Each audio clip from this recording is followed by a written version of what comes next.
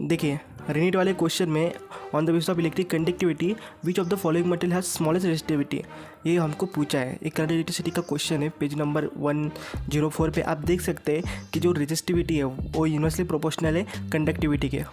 उसके नॉलेज पे आप निकाल सकते हैं। और वैसे भी अगर हम जनरल पे देखें तो इसमें सबसे ज़्यादा सिल्वर की कंडक्टिविटी मतलब स्मॉलेस्ट रेजिस्टिविटी उसकी होगी। ठीक है, नेक्स्ट क्वेश्चन देखिए यूनिट डायमेंशन के इस क्वेश्चन में इन्होंने पूछा है रेसिप्रोकल ऑफ मास एक कौन से क्वांटिटी में आता है। तो हम सबको ये जो क्वांटिटी दिए है यहाँ पे 4 जो क्वांटिटी दिए है, angular momentum, coefficient, thermal conductivity, torque और ग्रेविटेशनल कांस्टेंट, इन सब के डायमेंशन निकालने थे और देखना था कि कौन से क्वांटिटी में मास का इन्वर्स आता है। और देखिए इनके डायमेंशन यहाँ पे सॉल्यूशन में भी दिए हुए हैं। और एनसीईआरटी में देखिए जो 11th की एनसीईआरटी है उसके पिछले पेज पे मतलब लास्ट वाले पेज पे ये चार्ट दिए हुए हैं। इस चार्ट पे से आप देख सकते हैं। नेक्स्ट क्वेश्चन देखिए इलेक्ट्रोस्टैटिक पोटेंशियल एंड कैपेसिटेंस का ये जो क्वेश्चन है जो रीनीट में आया है, इसमें इक्विवेलेंट कैपेसिटेंस निकालना है। और same question as it is है यहाँ पे पेज नंबर 79 पे दिया हुआ है कर इलेक्ट्रोस्टैटिक पोटेंशियल एंड कैपेसिटेंस इस चैप्टर में। सिर्फ फर्क इतना है सिर्फ इसमें कि C1, C2, C3, C4 ये जो अरेंजमेंट है यहाँ पे क्वेश्चन में दी हुई ये जो अरेंजमेंट है, इस अरेंजमेंट को इन्होंने सिर्फ थोड़ा हॉरिजॉन्टल किया हुआ है और क्वेश्चन में दिया हुआ है। बाकी सेम अरेंजमेंट है जैसे कि सॉल्यूशन में आप देख सकते हो C1, C2, C3 are connected in series. तो यहाँ में भी C1, C2, C3 connected in series है। नेक्स्ट उसके बाद उन्होंने दिया हुआ है कि C1 is equal to C2 is equal to C3 is equal to 10 microfarad और C dash and C4 are connected in a parallel. तो वो भी एज इट इज़ है। मतलब अगर आप यही नॉलेज यहाँ पे लगाएंगे तो ये आसानी से सॉल्व हो सकता है। नेक्स्ट क्वेश्चन देखिए यहाँ पे अल्टरनेटिंग करंट का एक क्वेश्चन है। AC source is connected to the given circuit और वैल्यू ऑफ फाई पूछे इन्होंने, मतलब tan फाई की वैल्यू भी पूछे बेसिकली। तो tan phi is equal to XC minus XL upon R होता है, ये आपको तो पता ही है। तो यहाँ पे एनसीईआरटी में भी इन्होंने मेंशन कर दिया है। तो सिर्फ यहाँ पे फ़र्क इतना है कि यहाँ पे XC दिया हुआ नहीं है, तो XC हमको हटाना पड़ेगा यहाँ पे। तो बच गया XL अपॉन R। तो देखिए XL, तो हमको पहले XL निकालना होगा। तो XL निकालने के लिए ये फार्मूला भी एनसीईआरटी में दिया हुआ है, लेकिन देखिए XL निकालने के लिए XL is equal to omega L होता है। और यहाँ पे ओमेगा की वैल्यू 100 पाई दी हुई है। तो ओमेगा की वैल्यू अगर हम यहाँ पे 100 पाई रखेंगे और वहाँ पे इंडक्टर की वैल्यू दी है 1/पाई, तो पाई से पाई गया तो XL की वैल्यू आ गई 100। तो XL की वैल्यू यहाँ पे 100 आ गई। तो आप यहाँ पे tan फाई के फार्मूले में ही रख सकते हैं। तो आप यहाँ पे tan फाई के फार्मूले में ये रख सकते हैं, tan phi is equal to XL upon R। तो XL यहाँ पे हमारा 100 आया था और R 100 है, तो 100 अपॉन 100 1 हो जाएगा, मतलब tan फाई की वैल्यू 45 डिग्री हो जाएगा। तो आंसर 4 हो जाएगा। नेक्स्ट क्वेश्चन देखिए ये सेमीकंडक्टर का क्वेश्चन है और ये बहुत ही अच्छा क्वेश्चन है, मतलब सेमीकंडक्टर का। इस क्वेश्चन में इन्होंने पूछा था द सर्किट है वो सर्किट मतलब ये फॉलोइंग ऑप्शन में से कौन सा शो करता है, ये सर्किट का इक्विवेलेंट जो है कौन सा सर्किट शो करता है। और सेम क्वेश्चन एनसीईआरटी में दिया हुआ है कि शो दैट द सर्किट, देखिए B option act as and gate. तो ये जो डायग्राम है और ये जो सर्किट दिया हुआ है, इस सर्किट को अगर आप सॉल्व करेंगे तो एंड गेट बन जाएगा। और सेम डायग्राम है, देखिए यहाँ पे भी वो सेम डायग्राम है, सिर्फ वो इन्होंने थोड़ा बाकी देखिए ना आप स्ट्रेट लाइन है वहाँ पे और यहाँ पे भी स्ट्रेट लाइन है। देखिए इसे अगर आप सॉल्व करेंगे तो स्ट्रेट लाइन है यहाँ पे भी और यहाँ पे भी स्ट्रेट लाइन है। तो इसका भी एंड गेट ही आएगा, act show as and gate. तो इसमें देखिए आप एंड गेट कौन सा है, इनसाइड में दिया हुआ है कि जो है ये डायग्राम एंड गेट के। तो देखिए इसमें ये डायग्राम हो जाएगी। ताज्जुब की बात ये है कि ये जो सेम क्वेश्चन है इस क्वेश्चन में आधारित देखिए नीट 2022 में नीट 2020 में भी ये क्वेश्चन आया हुआ है। नोट 2020 में भी यही क्वेश्चन सेम आया था एनसीईआरटी से। देखिए नेक्स्ट क्वेश्चन देखिए करंट इलेक्ट्रिसिटी का ये जो क्वेश्चन इन्होंने पूछा है, certain wire A has resistance 81 ohm and resistance of another wire B has same material and equal length but diameter thrice of the diameter A. तो यहाँ पे कुछ नहीं, सिर्फ रेजिस्टेंस का हमको फॉर्मूला पता होना चाहिए जो क्योंकि एनसीईआरटी में दिया हुआ है, resistance is equal to resistivity into length upon area. तो डायमीटर दी है तो डायमीटर बाई 2 रेडियस हो जाएगी और रेडियस और एरिया हमको पता ही है, उसका पायर स्क्वायर हो जाएगा रेडियस। तो आप इसको आसानी से निकाल सकते हैं।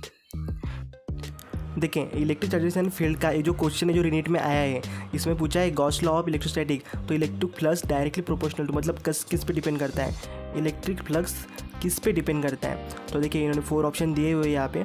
तो देखिए यहाँ पे एनसीईआरटी में इन्होंने इलेक्ट्रिक फ्लक्स का डायरेक्ट फार्मूला दिया हुआ है, electric flux is equal to q upon epsilon naught. और उसी के नीचे अगर आप जाएंगे तो इन्होंने थ्योरी दी हुई है, तो थ्योरी में आप आसानी से देख सकते हैं। यहाँ पे इन्होंने बताया हुआ है Gauss law is true for the any close surface no matter what is the shape और साइज। तो यहाँ पे क्लियर कट मेंशन हो गया है कि no matter what is the shape पे डिपेंड नहीं करता और साइज़ में भी डिपेंड नहीं करता। तो ऑप्शन में से शेप तो कैंसिल हो गया, साइज़ में भी ये भी कैंसिल हो गया और वॉल्यूम में भी कैंसिल हो गया, और डिपेंड तो रह गया सिर्फ quantity of charges enclose by the surface. Okay, next question देखिए यहाँ पे इन्होंने पूछा है P type exchange semiconductor is obtained when germanium is doped with. तो यहाँ पे डोपिंग किस एलिमेंट से करेंगे तो हमको पी टाइप एक्सचेंज सेमीकंडक्टर मिलेगा। सेमीकंडक्टर एक क्वेश्चन है और पेज नंबर 476 पे आप ये देख सकते हैं, डायग्राम दिया हुआ है। इस डायग्राम में ट्राइवेलेंट एक्सेप्टर एटम ब्रैकेट में दिया हुआ है इंडियम, एल्यूमिनियम और boron etcetera doped in tetravalent silicon and germanium gives P type semiconductor. तो पी टाइप सेमीकंडक्टर बनाने के लिए हमको ये जो ट्राइवेलेंट एक्सेप्टर एटम मतलब यहाँ पे इंडियम, एल्यूमिनियम, बोरॉन ये लगते हैं, तब जाके पी टाइप सेमीकंडक्टर बनता है। तो सिर्फ यहाँ पे इस क्वेश्चन में यही देखना है कि ट्राइवेलेंट एक्सेप्टर आइटम यहाँ पे कौन से है। तो मतलब देखिए यहाँ पे इन्होंने दिया है यहाँ पे ब्रैकेट में इंडियम, एल्यूमिनियम, बोरॉन, इसमें से यहाँ पे बोरॉन है तो ये इसका आंसर हो जाएगा। नेक्स्ट क्वेश्चन देखिए अल्टरनेटिंग करंट का एक क्वेश्चन है।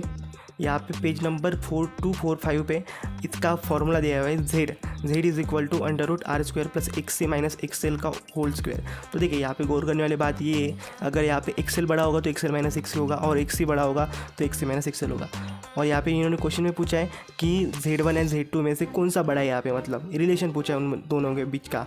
तो रिलेशन पूछा है उन दोनों के बीच का, तो आप देख सकते हैं यहाँ पे फर्स्ट डायग्राम।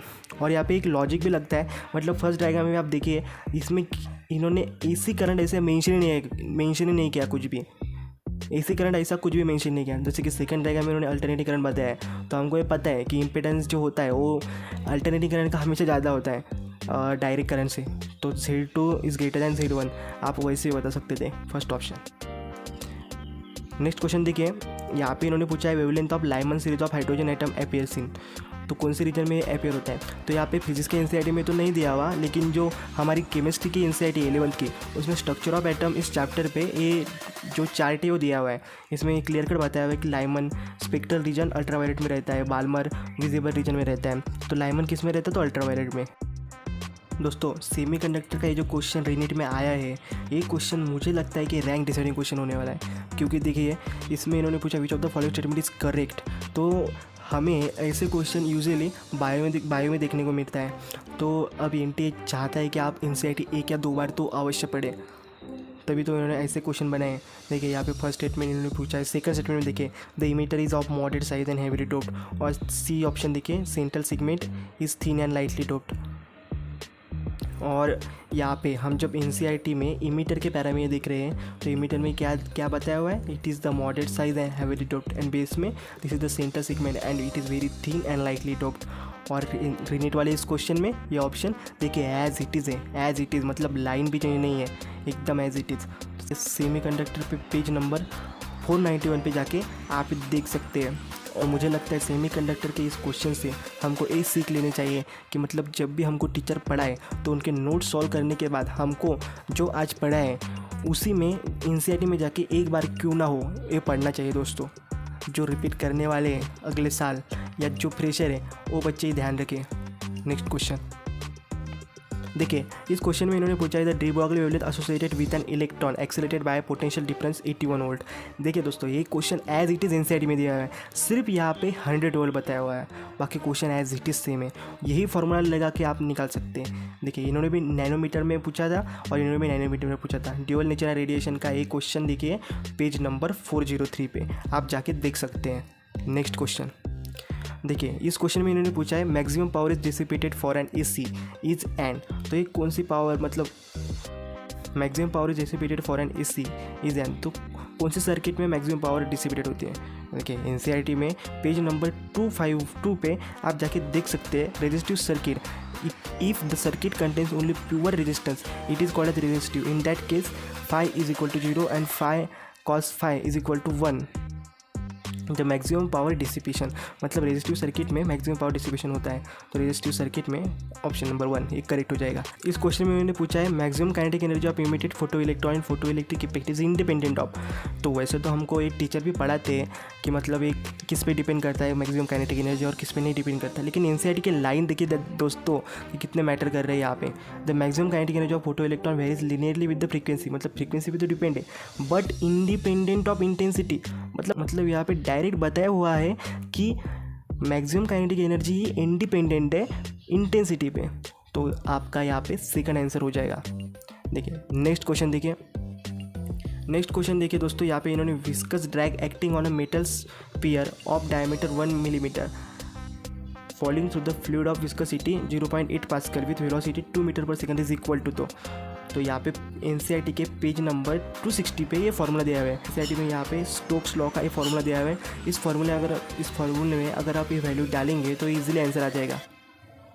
नेक्स्ट क्वेश्चन देखिए करंट इलेक्ट्रिसिटी का जो क्वेश्चन यूनिट में आया है, ये क्वेश्चन एज इट इज़ है, मतलब एग्जाम्पल नंबर 3.1 जो एग्जाम्पल है करंट इलेक्ट्रिसिटी का पेज नंबर 98 और 99 पे अगर आपने ये सवाल सॉल्व किया हो एक बार और ये फार्मूला आपको पता है I is equal to VD/NE/AT, तो आप ये क्वेश्चन आसानी से सॉल्व कर सकते हैं, मतलब ईजिली सॉल्व कर सकते हैं। सिर्फ आपको ये जो क्वेश्चन है एक बार सॉल्व करके देखना है, इसमें जो कंसेप्ट लगता है same as it is concept इसमें भी अप्लाई हो जाएगा।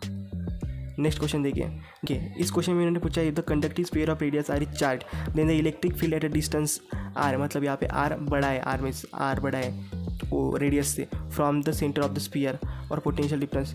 तो कुछ नहीं दोस्तों, ये तो हमको पढ़ाया हुआ है यहाँ पे इलेक्ट्रिक फील्ड कैसे वेरी करती है कंडक्टर से। तो E is equal to QQ/R² और पोटेंशियल QQ/R। तो ये हमको पूछा है कि स्फीयर के बाहर पोटेंशियल होता है, इलेक्ट्रिक फील्ड नहीं होती। तो ये दोनों फार्मूले तो दो फार्मूले यहाँ पे हैं, इनका इंटर रिलेशन निकाल सकते हैं हम। इसका रिलेशन देख के हमें इजीली निकाल सकते हैं, ये भी आसान क्वेश्चन है। नेक्स्ट क्वेश्चन देखिए दोस्तों, न्यूटन लॉज ऑफ मोशन का नेक्स्ट क्वेश्चन देखिए दोस्तों, न्यूटन लॉज ऑफ मोशन का ये क्वेश्चन बहुत ही बढ़िया क्वेश्चन है, बहुत ही अच्छा क्वेश्चन है दोस्तों। इन्होंने पूछा है the block of mass 2 kg is placed on inclined rough surface AC surface, the net force in newton of the block will be. तो पहले तो हमको ये क्वेश्चन सॉल्व करने के लिए सिर्फ मतलब डायरेक्ट नहीं सॉल्व हो सकता था, इसके लिए थोड़ा सा कंसेप्ट लगता था। मतलब यहाँ पे हमको मतलब म्यू की वैल्यू अगर फोर्स के बराबर आए तो वहाँ पे रहेगा, वहाँ पे कुछ फोर्स नहीं लगेगा। और म्यू की वैल्यू थोड़ी ज़्यादा आई तो फिर वो स्टैटिक रहेगा, और म्यू की वैल्यू थोड़ी कम आए तो फिर ब्लॉक स्लिप हो जाएगा। वो यहाँ पे आप ये क्वेश्चन सॉल्व करने के बाद ईजिली ये पहचान सकते हैं दोस्तों। अगर आप ये क्वेश्चन सॉल्व कर जाएंगे तो आपको यहाँ पे कंसेप्ट क्लियर हो जाएगा। नेक्स्ट क्वेश्चन देखिए इसमें इन्होंने पूछा है कांस्टेंट टॉर्क ऑफ 800 न्यूटन। देखिए इस क्वेश्चन में इन्होंने पूछा है starting of the rest angular velocity after 3 second. ये बहुत ही फेमस क्वेश्चन है, यहाँ पे PYQ में भी आता रहता है दोस्तों। और मतलब ये इस क्वेश्चन में कुछ नहीं, सिर्फ torque is equal to I alpha निकालना है, फिर अल्फा निकालने के बाद हम एंगुलर वेलोसिटी निकाल सकते हैं basic kinematics of circular motion के हिसाब से। और ये क्वेश्चन देखिए यहाँ पे एनसीईआरटी में एग्जाम्पल नंबर 7.15, इस क्वेश्चन को अगर आप सॉल्व करेंगे तो वो फॉर्मूले भी आपको याद हो जाएंगे और आपकी कंसेप्ट भी क्लियर हो जाएगी। देखिए आप जाके देख सकते हैं पेज नंबर 171 पे। नेक्स्ट क्वेश्चन देखिए यहाँ पे इन्होंने पूछा है angular moment of electron moving with an orbit of hydrogen. तो दिया हुआ है and energy of an same orbit is nearly will be the, मतलब एनर्जी पूछे तो आप ये दो फॉर्मूले आसानी से देख सकते हैं। और इसका सिर्फ रिलेशन इन्होंने पूछा है, बाकी कुछ नहीं है दोस्तों।